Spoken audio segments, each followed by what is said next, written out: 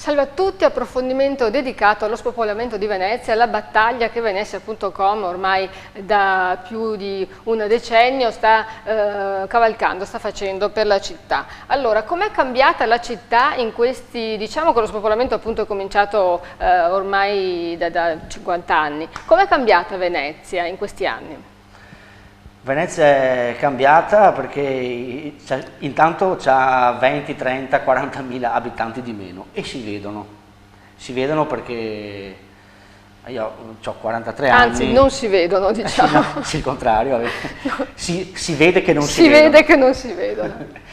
E quindi in certe giornate che c'è una buona affluenza turistica è simpatico vedere tutto turisti e i veneziani li vedi con il canocchiale. Ecco, ma poi così zoomando su questi veneziani, chi sono?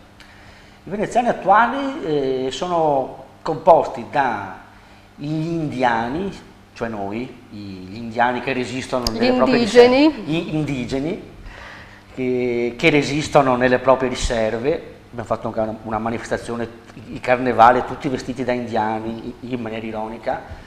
E poi i veneziani di scelta.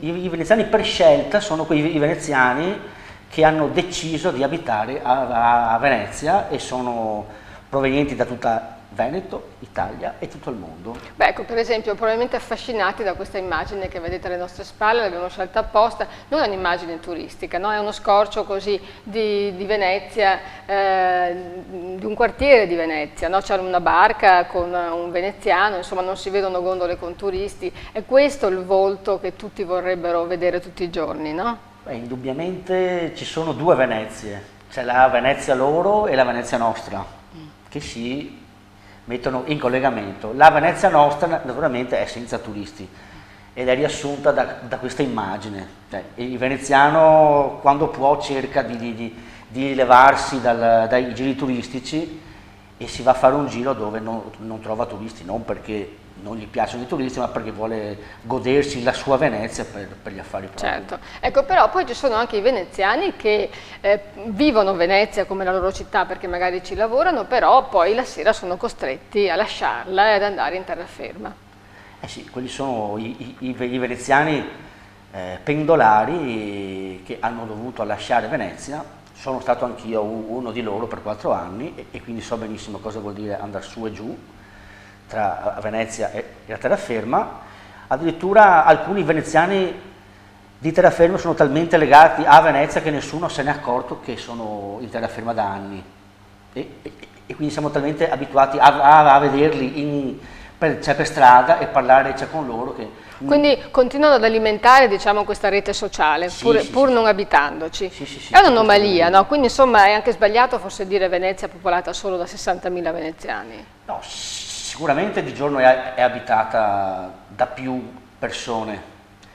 Quando è venuto fuori il concetto di cittadino relativo, che c'è stato lo scontro tra noi e Cacciari, noi criticavamo il conteggio del cittadino equivalente con l'inserimento del turista. Il turista non c'entra nulla, cioè non puoi paragonare me o un veneziano di Favaro che va su e giù a un americano che viene qua un giorno, è un conto sbagliato. Certo. È chiaro che il veneziano di terraferma che viene a lavorare a Venezia è conteggiato come veneziano, certo. E poi ci sono gli studenti che non sono veneziani perché non hanno la residenza, quindi non vengono conteggiati, ma che vivacizzano la città indubbiamente, anche se magari vivendo dei grossi contrasti con i residenti, vedi il campo Santa Margherita, no?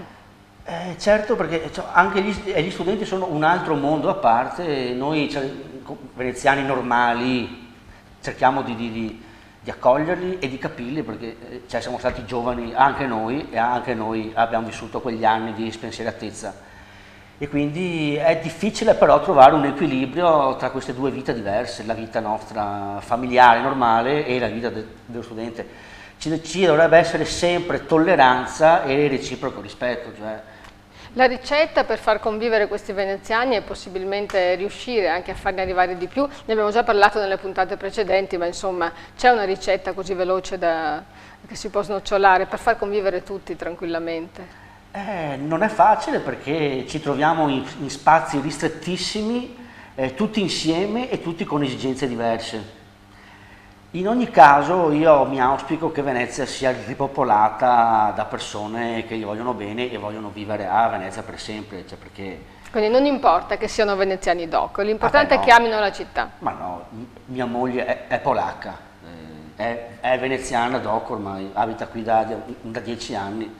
Cioè noi accettiamo, veneziano è chi ama Venezia. Può essere anche esquimese o padovano. Cioè. Bellissimo, possiamo chiudere qui questa rassegna così, che abbiamo dedicato questa settimana alla città che spopola e soprattutto a Venezia.com, un'associazione che sta davvero facendo molto per la città. Grazie, grazie a tutti.